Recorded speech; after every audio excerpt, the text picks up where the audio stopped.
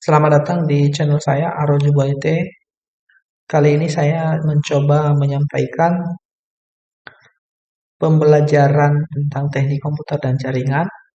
Ini khusus untuk pelajaran informatika di kelas 10 atau fase E, teman-teman. Ini sebenarnya adalah gabungan dari 3 bidang ilmu, yaitu sistem komputer, teknologi informasi dan komunikasi atau TIK, kemudian jaringan komputer dan internet. Nah, kira-kira nanti materinya seperti apa, teman-teman? Ini adalah sebagai pendahuluan saja. Dan di akhir pembelajaran, besar harapannya anak-anak dengan mengerti sistem komputer, kemudian mereka juga mengerti penggunaan alat-alat TIK, kemudian mereka juga mengerti tentang penggunaan eh, jaringan dan internet, mereka bisa membangun kerjasama dengan orang lain di sekitar mereka, tentu saja kemitraan yang membangun begitu ya, sesuai dengan SDG yang merupakan suatu kegiatan begitu ya, cita-cita dari PBB sendiri teman-teman untuk pembangunan manusia. Nah kemudian eh, kita coba bahas sedikit saja tentang sistem komputer ini teman-teman. Nah mungkin diawali ya teman-teman guru atau mungkin anak-anak ya, anak-anak kelas 10 yang mungkin sedang belajar materi ini, eh, mungkin bisa ditanyakan dulu ya pada diri sendiri, komputer mana saja yang pernah kamu gunakan begitu ya. Kemungkinan besar yang pernah digunakan oleh banyak orang begitu ya, terutama murid-murid adalah yang pertama adalah personal computer, kemudian laptop, kemudian tablet. Sedangkan yang mini komputer, kemudian mikrokomputer dan superkomputer ini jarang sekali digunakan. Nah, apa gunanya sebenarnya eh, masing-masing komputer ini? Khusus untuk yang superkomputer ini digunakan untuk suatu kegiatan, suatu tujuan tertentu ya teman-teman.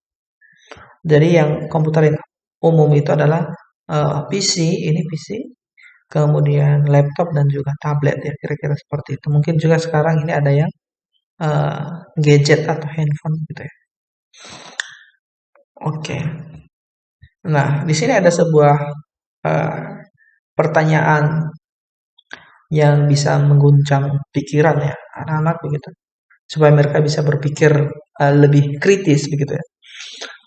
Ini saya sengaja pakai nama Dengklek gitu ya, karena nanti di mana tahu ada anak-anak yang akan masuk Olimpiade komputer, maka nama Dengklek ini sangat familiar ya, teman-teman. Jadi Dengklek itu sudah lama dan berpengalaman menggunakan perangkat laptop. Nah ini ya, suatu hari dia diminta rekannya di bagian desain grafis untuk membantu mengatasi masalah pada komputer. Rekannya menyebutkan bahwa dia tidak dapat membuka aplikasi desain grafis. Oke, itu cuma pokok permasalahannya aja, teman. Tetapi masalah yang sebenarnya adalah, masalahnya komputer yang di Dengklek hadapi adalah berjenis MacBook. Oke, MacBook. Dengan berat hati, dia menyampaikan bahwa dia tidak terbiasa menggunakan MacBook. Nah, dari kasus di atas, silakan diskusikan mengapa Dengklek merasa kesulitan. Nah, kalau bagi guru sendiri, boleh nanti mempersilahkan anak-anak Anda untuk melakukan diskusi bisa berdua atau bertiga atau berempat begitu. Kemudian bisa didiskusikan apa sebenarnya permasalahan yang sedang dihadapi oleh Dengklek. Nah, kira-kira jawabannya, teman-teman. Jadi MacBook ini sebenarnya adalah PC atau komputer ataupun juga bentuk laptop yang dikeluarkan oleh si Apple Inc. begitu ya. Jadi ada perusahaan Apple gitu. Ya, ini Apple, ini saya kurang terbiasa memang menulis pakai mouse ini. Nah, jadi ada Apple Inc.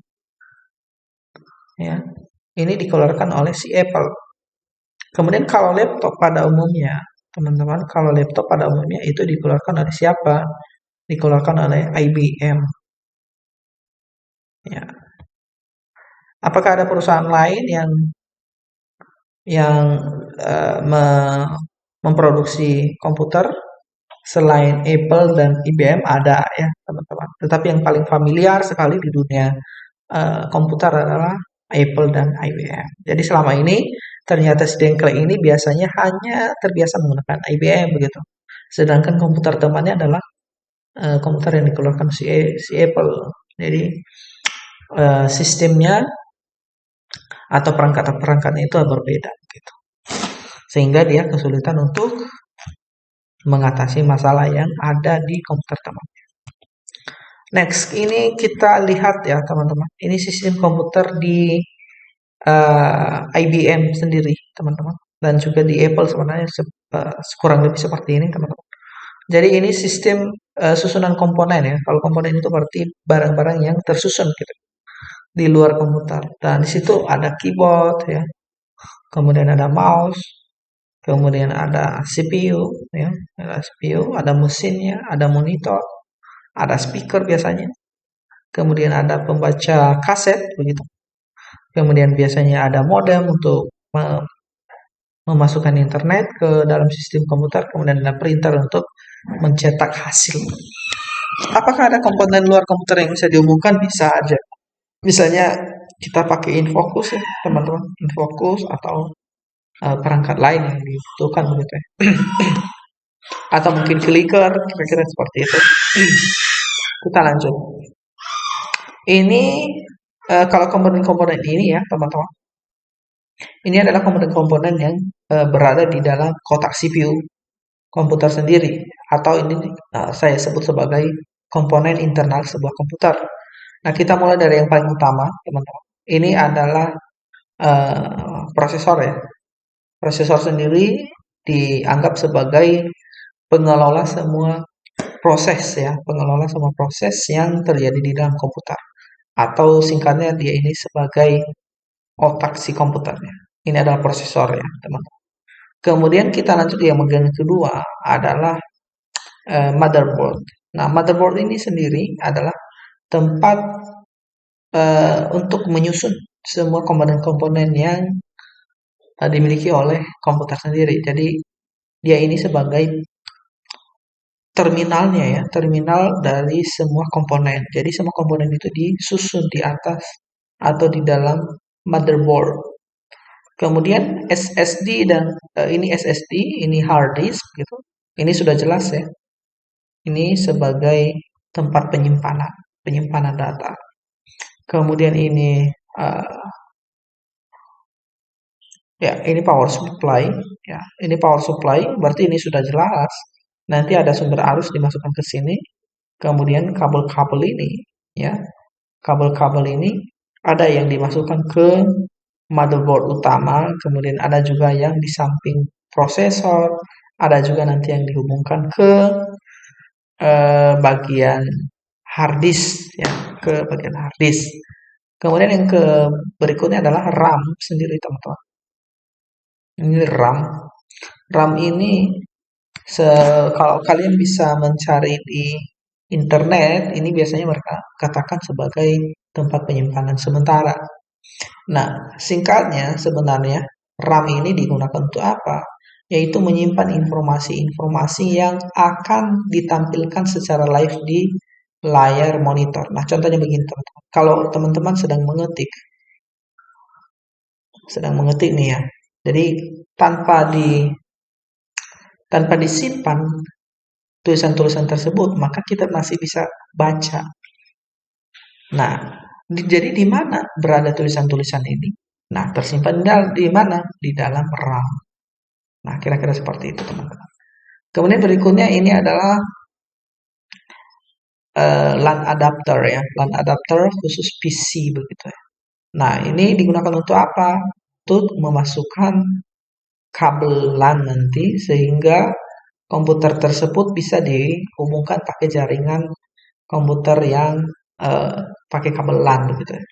Kemudian yang ini teman-teman yang ada kipas ini, tapi di depannya ada port VGA. Nah ini sudah jelas adalah seperti VGA. Nah, apa gunanya VGA, teman-teman?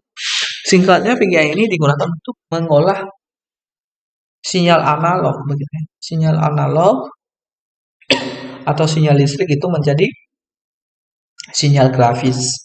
Sehingga nanti pada akhirnya grafis ini, sinyal grafis ditampilkan kemana?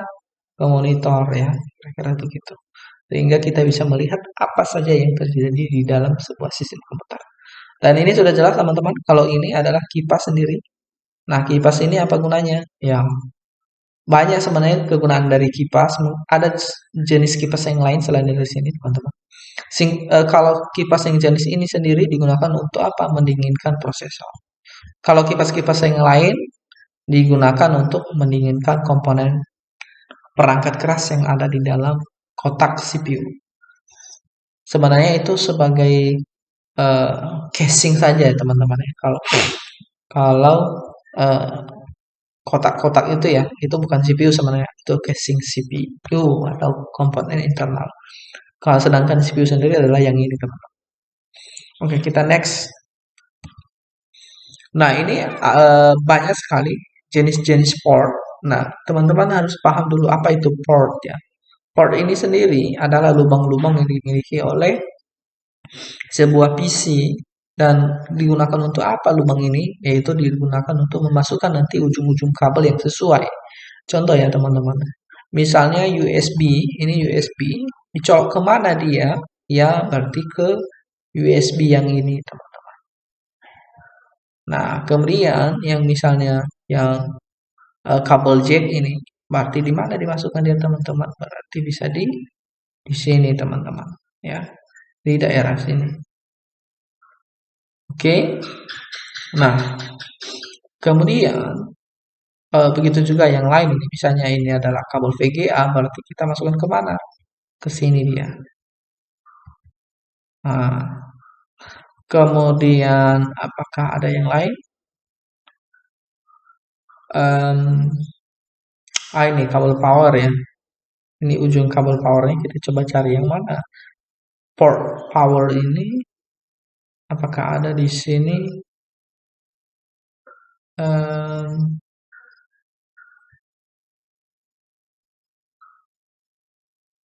power ya. Oh, sayang sekali saya belum lihat di mana ada. Harusnya ada sih. Mungkin di sini tidak ada. Iya, belum dimasukkan ke sini. Kemudian ini adalah PS2. Nah, PS2 ini dimasukkan ke mana? Nah, ini kan punya si Mac ini ya, si Apple ada si Mac. Ini, teman-teman. Em,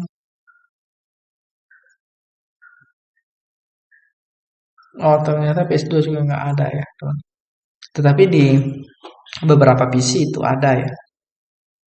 Oke, kira-kira demikian ya, teman-teman. Eh, Semoga informasi ini bisa bermanfaat ya untuk teman-teman sendiri. Mungkin terakhir kali deh ini ujung LAN yang ini RJ45 ya, teman. Dimasukkan ke mana? Ini. Oke. Nah, sebagai latihan untuk Bapak Ibu guru maupun juga anak-anak kami yang mungkin duduk di kelas 10 atau fase E untuk melatih diri tentang ini, anak-anak bisa mencari komponen perangkat komputer sendiri di rumah begitu. Komponen apa saja yang dimiliki yang ada di komputer kamu di rumah. Mungkin ada modem, ada stick dan seterusnya ya, teman-teman. Nah, itu nanti bisa didata di buku catatan sendiri. Demikian sharing saya tentang pembelajaran awal di sistem komputer.